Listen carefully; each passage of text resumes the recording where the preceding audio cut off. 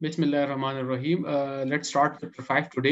इसकी जो बेसिक्स हैं उसके लिए मैंने आपको चैप्टर 3 में एक प्रॉब्लम करवाई थी, ट्रांसपोर्टेशन की बेसिक मॉडल था।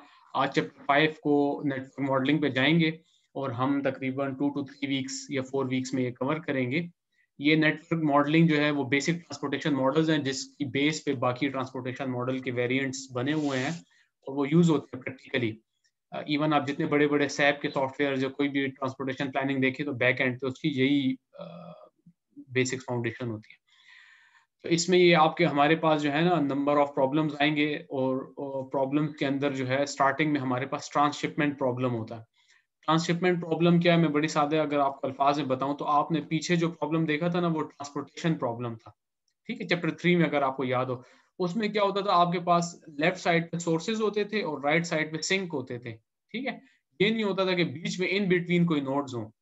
डायरेक्ट सोर्स से आया, जैसे हमारे थर्ड की एग्जांपल थी उसमें क्या था कि एक फ्रूट के हमारे पास कुछ ऑर्चिड्स थे और उसमें से डिस्ट्रीब्यूशन सेंटर्स पे डायरेक्टली ट्रांसपोर्टेशन हो रही थी। वो आप एक ट्रांसपोर्टेशन का एक सिंपल सा मॉडल था। लेकिन यहाँ पे क्या है, ये ट्रांसशिपमेंट मॉडल है। ट्रांसशिपमेंट मॉडल क्या है कि यहाँ पे आप -200 अगर देखें ना तो ये सोर्स बता रहे हैं, माइनस का मतलब है कि इससे आउट हो रहा है 200। ये आगे कार्स की एग्जांपल आएगी, 200 कार्स इधर से मूव हो रही है बॉस्टन की तरफ और ये भी -300, ये भी सोर्स है, इससे मूव हो रही है फर्दर आगे जा रही है कार्स, ठीक है, रिचमंड और अटलांटा।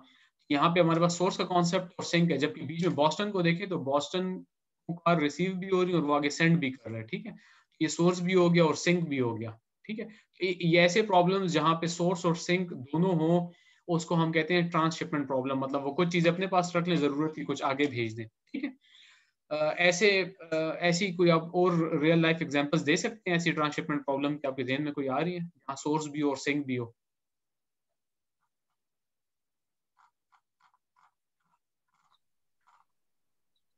सर रिटेलर रिटेलर भी सर एक अच्छा, सर वो। रिटेलर। आपके पास लोकल एक रिटेलर होते हैं, रीजनल, ये भी सही है। अच्छा, इसको यस थोड़ा सा सर। पढ़ लेते हैं। अच्छा, इसमें अब देखिए ये क्या होता है कि मैं अगर आपको यहीं से डायरेक्ट पढ़ूँ ना, और मैंने आप लोगों को कहा था कि ये नोटबुक पे जो है ना ये नोट करके रखें, तो जब आप अगर ये नोट करके रखते हैं ना नोटबुक पे तो वो मुझे बार बार पेजेस ऊपर नीचे भी नहीं करने पड़ेंगे, आपको भी आसानी रहेगी। अब मैं डायरेक्ट जब पढ़ूंगा ना तो वो आपको थोड़ा इजीली समझ जाएगी, इसलिए मैंने कहा था पहले से प्रॉब्लम देखें। चलिए एनी हाउ मैं स्टार्ट करता हूँ, नेक्स्ट टाइम से आप लोग देखिए, देखें खुद भी। ये कह रहे हैं the BMC manufacture expensive luxury cars in Hamburg Germany में वो करते हैं और exports it to sell in United States, ठीक है। और यूनाइटेड स्टेट्स को वो सेल करते हैं गाड़ियां। Exports car are shipping from Hamburg to Newark New Jersey. New Jersey की एक पोर्ट है उसका नाम है नेवार्क, वहाँ ये भेजते हैं कार्स। और जैक्सनविल फ्लोरिडा, ठीक है, फ्लोरिडा में एक पोर्ट है जैक्सनविल, उधर ये गाड़ियां आती हैं, ठीक है।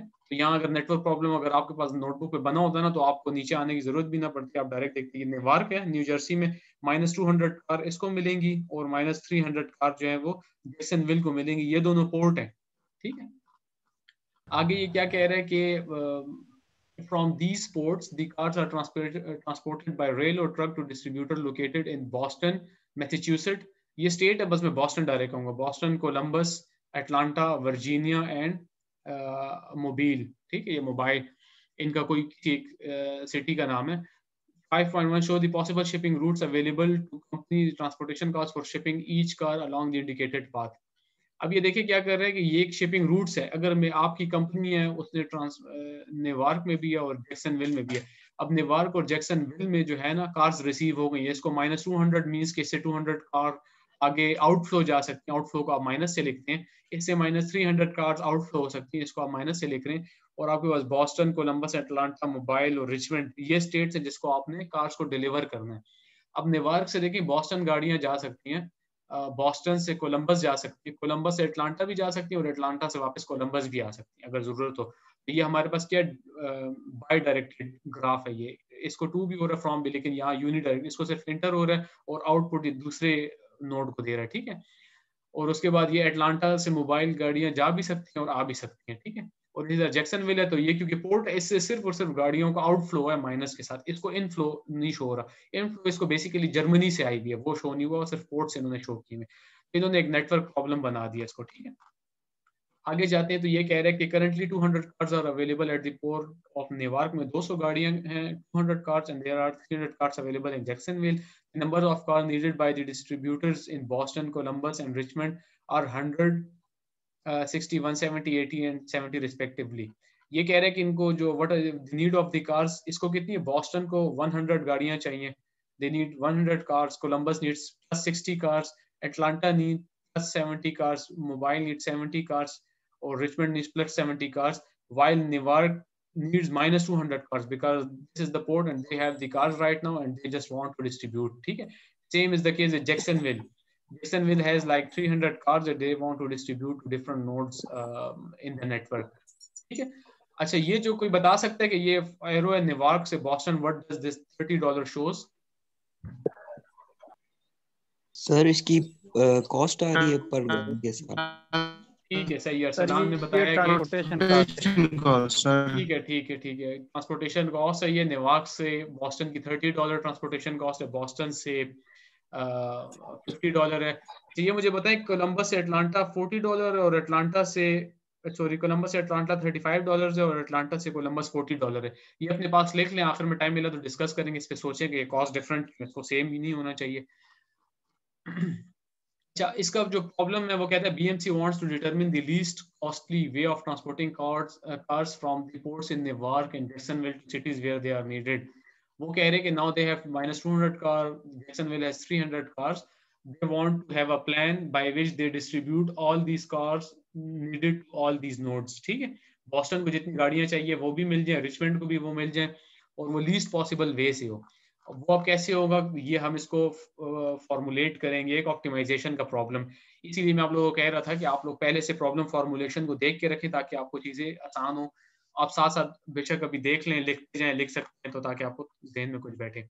फिगर 1 है listed number of characteristics commonly to all network follow problem. All network problems can be represented as a collection of nodes connected by arcs. ठीक है, nodes और arcs हैं. The circles in the figure are called nodes and terminology of the network for problems and lines connecting the nodes are called arcs. Arcs है connected है और ये जो cities हैं उनको nodes का हुआ है. The arcs in the network indicate valid path, route or connection between the nodes in the network for problem. When the line connecting the nodes in the network are arrows that indicate a direction, the arcs in the network are called directed arcs. These are the directed because it shows the direction from Jacksonville to Mobile. This chapter discusses directed arcs primarily, but for convenience refer to them as arcs. So they are saying that all of these are called the directed arcs, but for the convenience we are saying them the arcs only. After that, we have the notation of supply nodes or sending nodes and demand nodes. Receiving nodes is another common element of network for problem. The nodes representing the city ports of Newark. आप अपना mic kindly off कर दें, जिसके भी on है mic.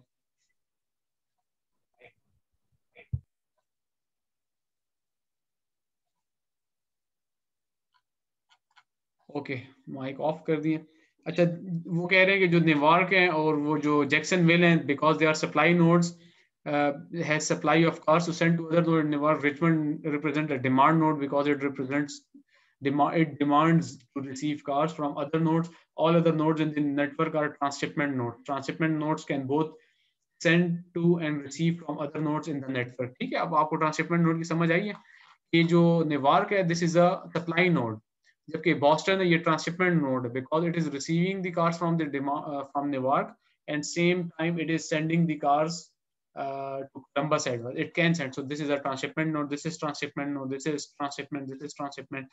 Richmond is transshipment. While Jacksonville is this is a supply node.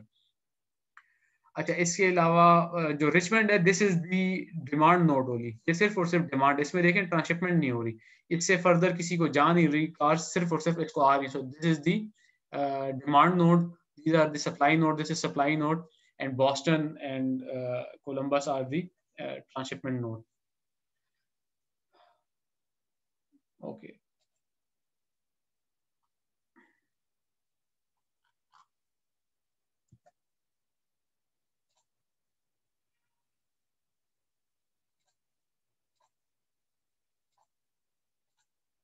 अच्छा, ये sorry मैं इसको एनोटेट और स्पॉटलाइट.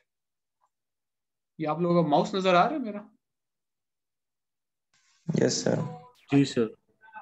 पहले सही होगी, आगे जाते हैं। नेट सप्लाई और demand for each node in network is indicated. अच्छा, ये इन्होंने यही चीजें बताई हुई जो मैंने आपको एक्सप्लेन की हैं कि जो नेगेटिव है वो सप्लाई शो कर रहा है, जो पॉजिटिव है वो डिमांड शो कर रहा है। अच्छा, इसके आगे जाते हैं, decision variables for the network problem. अब हमने डिसीजन वेरिएबल्स जो है वो बनाने। Goal in the network flow model is to determine how many items should be moved across each of the arc. अब इसमें क्या हमारा गोल, अगर आपको कोई ऐसी प्रॉब्लम दे दे तो आप कहेंगे कि अब मैं नेवार्क से कितनी कार्स कहाँ पे मूव करूँ, रिचमंड में भेज दूं 80 की 80, या बॉस्टन में भेजूं, बॉस्टन से या भेजूं, अब मुझे कॉस्ट कैसे जो है ना ये सस्ती पड़ेगी। तो ये अब हम इसको, इसके पहले डिसीजन वेरिएबल्स बताएंगे कि इसमें डिसीजन वेरिएबल्स कौन से हैं, और उसके बाद उसको फॉर्मुलेट करेंगे। देखिए इसमें जो है डिसीजन वेरिएबल्स कौन से हो सकते हैं। डिसीजन वेरिएबल ये होंगे कि फ्रॉम नेवार्क बॉस्टन कितनी गाड़ियां मूव हों, ठीक है। तो मैं उसको कह दूंगा XIJ X12, मेरे पास एक डिसीजन वेरिएबल है, क्योंकि नेवार्क से यहाँ जाना है। फिर बॉस्टन से कोलंबस जाना, तो मैं कह दूंगा X23 कितनी गाड़ियां मूव होती है, एक डिसीजन वेरिएबल हो गया, ठीक है। नेवार्क से रिचमंड कितनी गाड़ियां जाएंगी, तो वो X14 हो जाएगा। जैक्सनविल से रिचमंड कितनी जाएंगी, तो वो हो जाएगा X74 एंड सो ऑन। तो these are my decision variables, और ये मेरी कॉस्ट है 30, 50, 40, 35। इस प्रॉब्लम का ऑब्जेक्टिव फंक्शन क्या होगा आप बताएं, ये मिनिमाइजेशन का होगा कि मैक्सिमाइजेशन का होगा? सर ये मिनिमाइजेशन होगा। मिनिमाइजेशन को। ठीक है, सही है, ये मिनिमाइजेशन का प्रॉब्लम होगा। ठीक है, जितने ज्यादा स्टूडेंट बोले कोई प्रॉब्लम नहीं है, लेकिन आप लोग बोले मिनिमाइजेशन का होगा कि हम इस पे कॉस्ट नेटवर्क की कैसे मिनिमाइज कर सकते हैं, ठीक है। इसका मतलब ये होगा कि अगर मेरा वेरिएबल है X12 तो उसकी कॉस्ट कितनी होगी 30, तो मैं ऑब्जेक्टिव फंक्शन लिख लूंगा minimize z is equal to 30 X12 50 X23 and so on. समझ आ गई आप लोगों को? ये ऐसे हम चलेंगे इस पे। फिर आगे जब जाएंगे तो ये कह रहे हैं decision variables. The goal of network model is to determine how many items should be moved across each arc. In our example, BMC needs to determine the least costly method of transporting cars along the various arcs shown in figure 1 to distribute cars where they are needed. Thus, each of the cars arcs in the network flow model represents a decision variable. ठीक है, जो भी arc है वो एक decision variable show कर रहा है। जैसे हमने ऊपर देखा है arc कैसे decision variable show कर रहा है, X12, so this is an arc and it shows a decision variable. Next, thus each of determining the optimal flow of each arc is equivalent of determining the optimal value of corresponding decision variable. It is customary to use numbers to identify each node in a network flow problem. In figure 1, number 1 indicates node of Newark 2. ये कह रहे हैं कि हर node को आपने numbering जरूर देनी है, ठीक है। आपने नंबरिंग देनी है, डिसीजन वेरिएबल्स है the number of items shift from node I to node J XIJ। उसके बाद ये है कि the network in figure 1 examples. अब इसने बता दिया सारा जो वेरिएबल्स बनेंगे। X12 कौन सा वेरिएबल होगा, from Newark to Boston node 1 to node 2। फिर X14 कौन सा होगा, नेवार्क टू रिचमंड। X23 कौन सा होगा, Boston to Columbus and so on. अगर आप, मैं इसलिए कह रहा था कि आप लोग पहले से लिख लाए होंगे तो आपके पास ये चीजें सारी रजिस्टर में वेरिएबल लिखे होते और आपको समझने में आसानी भी होती है, सामने डेटा भी आपके रहता। फ्यूचर में आप लोग इसी तरह कीजिएगा, जो मैं प्रॉब्लम होगा मैं पहले से दे दूंगा, आप लोग रजिस्टर में लिख लें, उसका नेटवर्क बना लें, फिर उस पर डिस्कशन आसान हो जाएगी। अब कह रहे हैं ऑब्जेक्टिव क्या है कि each unit that flows from node I to node J in a network flow problem usually incurs cost Cij। उसपे कॉस्ट आती है जो आपने देख लिया। और हमारा काम क्या है, हमने क्या करना है, minimize cost network flow problem. Ideally as an industrial engineer या ऑपरेशन रिसर्च एनालिस्ट या ट्रांसपोर्टेशन रिसर्च एनालिस्ट क्या होता है, आपने ऐसी वर्किंग करनी होती है, you need to come up with solutions की जिसमें कंपनी की जो कॉस्ट है वो मिनिमम कॉस्ट भी आए और जो रिक्वायर्ड गुड्स हैं वो ट्रांसपोर्ट भी हो जाएं। अच्छा, इसमें अभी एक एजम्पशन कर रहे हैं कि जो डिमांड और सप्लाई है वो पूरी हो रही है, कंप्लीट की कंप्लीट। ऐसा नहीं है कि आपके पास सप्लाई कम है और डिमांड ज्यादा है, ठीक है। फिर उसके अल्टरनेट वेज हैं, उसको ऑपरेशन रिसर्च की मॉडलिंग के थ्रू आप डमी सोर्स और डमी सिंक आप लगाते हैं, लेकिन हम अभी उस पर नहीं जाएंगे। हम एक स्टैंडर्ड प्रॉब्लम को डिस्कस करेंगे कि एक्सेल में आप उसको सॉल्व करना आ जाए। विद टाइम आपकी एक्सपर्टीज बढ़ जाएगी तो आप उसकी तरफ भी जा सकते हैं। तो ये आप देखें कि इन्होंने क्या किया, मिनिमाइजेशन प्रॉब्लम बना दिया। मिनिमाइजेशन प्लस 30x12 उसकी कॉस्ट थी 30x12 नेवार्क से जो सेकंड नोड 1 टू नोड 2 जो जा रहा था उसकी 30 कॉस्ट थी, 40 थी X14 एंड सो ऑन। इन सबको मिनिमाइज करना है, मिनिमाइजेशन प्रॉब्लम है जैसे आपने कहा है। अब इसको थोड़ा सा समझना है आप लोगों ने, ठीक है। इसको समझने के लिए फिगर 5.1.4 से लेकर यहाँ तक आप लोग यहाँ कंप्लीट आ जाए। इस पेज से आप लोग, अभी मैं आप लोगों को 10 मिनट्स देता हूँ, आप इसको खुद से पढ़ें अपने पास। 5.1.4 the constraint of network flow problem, और यहाँ से लेकर यहाँ तक एंड तक आ जाएं और इम्प्लीमेंटेशन इन द स्प्रेडशीट जो है इस पे फिर हम डिस्कशन करते हैं। ठीक है, आप इसको एक दफा थोड़ा सा पढ़ लें, या अगर चले पढ़ने में टाइम लग रहा है मैं कर देता हूँ नेक्स्ट टाइम से, आप इसको नोट्स में रख लें। ये कह रहा है कि notes determine the number of constraint, जितने आपके पास नोट्स हैं उतने आपके पास नंबर ऑफ कंस्ट्रेंट्स होंगे। ठीक है, नोड्स जो है determine number of constraint, in particular there must be one constraint for each node, a simple set of rules balance of flows, एक नोड के लिए एक कंस्ट्रेंट होना चाहिए आपके पास। ठीक है, यहाँ पे देखें आपके पास ये सारे नोड से ही चीजें कनेक्टेड हैं, लेकिन सम टाइम नोड्स से जब चीजें कनेक्टेड हुई हुई हैं उसी जगह पे देखिए कि कुछ डबल भी हैं, x3 5 भी और x5 3 भी है, तो क्योंकि यहाँ पे डबलिंग ऑफ आर्क्स है तो आपके पास यहाँ पे उसी हिसाब से वेरिएबल्स ज्यादा हो जाएंगे। ठीक है, और जो टोटल नोड्स है वो नंबर ऑफ कंस्ट्रेंट्स आपको बता देंगे, टोटल नंबर वेरिएबल तो इतने होंगे लेकिन नंबर ऑफ कंस्ट्रेंट्स कितने होंगे, मेरे पास 7 है तो 7 कंस्ट्रेंट्स अकॉर्डिंगली होने चाहिए। ठीक है, तो आप आगे देखेंगे कि 7 कंस्ट्रेंट्स हमारे पास आए हुए हैं। अब इसमें देखते हैं कि just as the number of arcs in network determine the number of variables, जितने आर्क्स उतने वेरिएबल्स होंगे, problem in number of nodes determine number of constraints. In particular, there must be one constraint for each node. A simple set rules known as balance of flows rules applies to constructing the constraints for minimum cost network flow problem. These rules are summarized as follows. अब क्या कह रहे हैं, for minimum cost network flow problems के लिए ये होगा, after applying this balance, ये आपके पास ये चीज आ जाएगी, ये आपके पास होना चाहिए total supply should be greater than total demand आपके पास होना चाहिए, और बैलेंस फ्लो प्रॉब्लम करेंगे, inflow minus outflow should be greater than और इक्वल टू सप्लाई और डिमांड। ठीक, ऐसे ही होगा ना, total supply is greater than total demand अगर आपके पास है, इसका मतलब है जो इनफ्लो आपके पास गाड़ियां जितनी आ रही हैं माइनस आप आउटफ्लो कर रहे हो तो वो ग्रेटर देन और इक्वल टू सप्लाई और डिमांड, जितनी डिमांड है या जितनी सप्लाई है या जितनी डिमांड है वो फुलफिल हो रही है आपकी सारी टोटल सप्लाई, अगर वो ग्रेटर है टोटल सप्लाई, टोटल सप्लाई और टोटल डिमांड एग्जैक्टली बैलेंस है तो उस केस में क्या होगा, इनफ्लो जितनी गाड़ियां आपके पास आ रही है वो आप आउटफ्लो करेंगे तो वो इक्वल है टोटल डिमांड के, मतलब वो की सारी पूरी हो जाएगी डिमांड, और आपका नेट क्या रह जाएगा, जीरो रह जाएगा। इसको आप आगे कंस्ट्रेंट्स में समझेंगे। और अगर आपको टोटल सप्लाई कम है डिमांड से तो इनफ्लो माइनस आउटफ्लो जो आपके पास आएगा नेट, वो आपके पास क्या होगा, कम होगा डिमांड से। इसका मतलब है कि डिमांड ज्यादा थी और इनफ्लो और आउटफ्लो जो है वो आपके पास कम हो गया। It should be noted that if the total supply in a network problem is less than the total demand, then it is impossible to satisfy all the demand. वही वाली बात आ गई। The balance of flow rules listed for this case assumes that you want to determine the least costly way of distributing the available supply, knowing that it is impossible to satisfy all demand. If you want to meet as much of the demand as possible, add an artificial supply node to the network with arbitrary large supply. ठीक है, ये वही है, dummy supply आप दे सकते हैं, and connected to each demand node with arbitrary large cost of flow. ठीक है, ये इसको पेनल्टी कहते हैं जो आप ऑपरेशन रिसर्च में पढ़ते थे, बिग एम मेथड, ये बेसिकली वो बात कर रहे हैं। The optimal solution to resulting problem, ignoring flows of artificial arcs, meet as much as of the demand as possible in the least costly manner. उसके बाद ये कहता है कि to apply the correct balance of flow rule, we must first compare the total supply in the network to the total demand.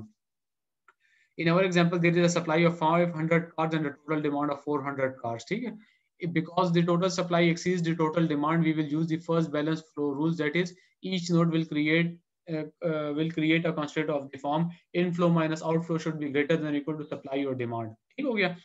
जब भी आपको कोई प्रॉब्लम दिया जाएगा या पेपर में दिया जाएगा, आपने पहले ये देखना है कि अगर ये ट्रांसशिपमेंट प्रॉब्लम है, नंबर 1, अगर ट्रांसशिपमेंट प्रॉब्लम है तो सप्लाई है मेरे पास वो 500 कार्ड्स की, डिमांड जो है 400 कार्ड्स की, तो वो इन तीनों में से कौन सा केस है, हमारे केस में वो केस 1 है, inflow minus outflow should be greater than और इक्वल टू डिमांड। ठीक है, for example consider node 1 Newark, no arcs flows,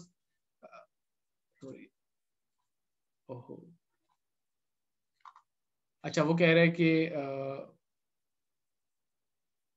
कहाँ था मैं, अच्छा consider Newark, no arc flow into this node by 2 arcs x1 to x14 flow out of the node according to the balance of equation of the rules we have.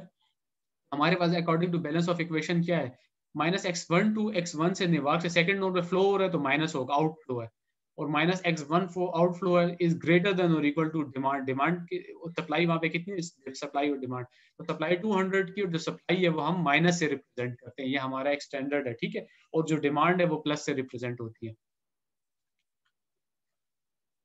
अच्छा आगे चलते हैं। अच्छा ये कह रहे हैं कि notice that supply at this node is minus 200, following this convention we establish earlier, supply जो हमारे पास कितनी है वो -200 की है. If we multiply both sides with -1, we see it is plus x12 plus x14 should be less than or equal to 200. अब अगर आप इसको -1 से मल्टीप्लाई करें ना तो ये कंस्ट्रेंट बन जाएगी, x12 plus x14 less than or equal to 200. ये वही फॉर्म है जो आप ऑपरेशन रिसर्च में यूज करती थी कि x12 जो x1 से 2 पे गाड़ियां जाएंगी प्लस x1 से 4 पे जो कार्स जाएंगी वो कम हो सकती है, लेस देन और इक्वल टू कितनी हो सकती है, 200 से नहीं बढ़ सकती. ठीक है, अब आपको समझ आ गई होगी ऑप्टिमाइजेशन का प्रॉब्लम है कैसे. Note that multiplying an inequality by -1 reverses the direction of inequality. Obviously, ये तो हमें पता है. This constraint indicates that the total number of cars flowing out of Newark must not exceed 200. ठीक है, बता रहे हैं कि नेवार्क से जो गाड़ियां आउट जाएंगी वो 200 से कम होनी चाहिए. If we include either from this constraint in model, we can ensure that no more than 200 car will be shipped from Newark. ठीक है. Now consider the constraint for node 2, जो बॉस्टन की constraint है. ठीक है, अब बॉस्टन की constraint पे अगर हम जाते हैं तो हम यहाँ पे देखेंगे कि बॉस्टन पे क्या था. बॉस्टन जो है वो रिसीव कर रहा है कार्स को, ये तो बॉस्टन को क्या हो रहा है, प्लस x12 पे वो रिसीव कर रहा है कार्स और माइनस x23 होगा हमारे पास. ठीक है, -x23 ये बॉस्टन की कंस्ट्रेंट्स है. तो अब ये देखते हैं कि ये कंस्ट्रेंट्स उन्होंने कैसे यहाँ पे फुलफिल की हुई है. तो वो कंस्ट्रेंट्स हमारे पास आ जाएगी बॉस्टन के लिए, plus x12 minus x23 should be greater than or equal to 100. 100 plus 100 क्यों लिखा है, क्योंकि ये जो है this is the demand, at least demand of the Boston. ठीक है, तो इसको कम से कम एटलीस्ट है तो ये 100 बॉस्टन की डिमांड को फुलफिल होना चाहिए. आपको ये समझ आ गई. Plus x12 minus x23 should be greater than और इक्वल टू 100. आई होप आप लोगों को समझ आ गई होगी. मैं आगे जाता हूँ इसमें. x12 को इसने माइनस प्लस क्यों लिखा है, क्योंकि x12 से वो रिसीव कर रहा है. x23 को उसने माइनस क्यों लिखा है, क्योंकि x23 से वो कार्स को शिफ्ट कर रहा है further. Note that this constraint make it impossible to leave more than the required number of cars in the Boston. Make it possible to leave. अच्छा, इससे क्या होगा कि number of cars in the Boston, for example, 200 cars can be shipped to Boston and 50 shipped only out, 150 leaving 150 cars in the Boston and only 50 shipped out leaving 150 cars in the Boston. तो वो कह रहे हैं कि Boston को need 100 की है, लेकिन क्योंकि हमारे कॉन्स्ट्रेंट इस टाइप की है कि यहाँ पे 100 से ज्यादा कार्स भी रह सकती हैं. इसका मतलब ये हो गया कि यहाँ पे 150 कार्स भी रह सकती हैं. तो ये रिसीव भी कर लेगा कार्स और आगे सेंड भी कर देगा. However, because our objective is to minimize the cost, we can be sure that excess number of cars will never be shipped to any city because that would result in unnecessary cost being incurred. इसका मतलब ये कह रहे हैं कि although इसकी वजह से कार्स ज्यादा तो यहाँ पे शिप हो सकती हैं, लेकिन हमारा मॉडल ऑप्टिमाइजेशन को इसको शिप ही नहीं करेगा. उसकी रीजन ये है कि ये मिनिमाइजेशन कॉस्ट का प्रॉब्लम है, और अगर इससे ज्यादा शिप हो गई तो वो ये है कि कॉस्ट बढ़ जाएगी. इसी तरह बाकी ये कॉन्स्ट्रेंट्स भी हैं. फॉर एग्जांपल नोड 3 को देखें, ऊपर हम इसको समझने की कोशिश करते हैं नोड 3 को. तो अगर आप नोड 3 को समझें तो ये इरेजर से मैं पहले साफ कर लेता हूँ. ठीक हो गया. अगर आप नोड 3 को देखेंगे तो नोड 3 पे क्या है, अब इस पे थोड़ा सा फोकस करें, आपको बाकी सब समझ आ जाएगा. मैं अपने पास स्पॉटलाइट ले लेता हूँ.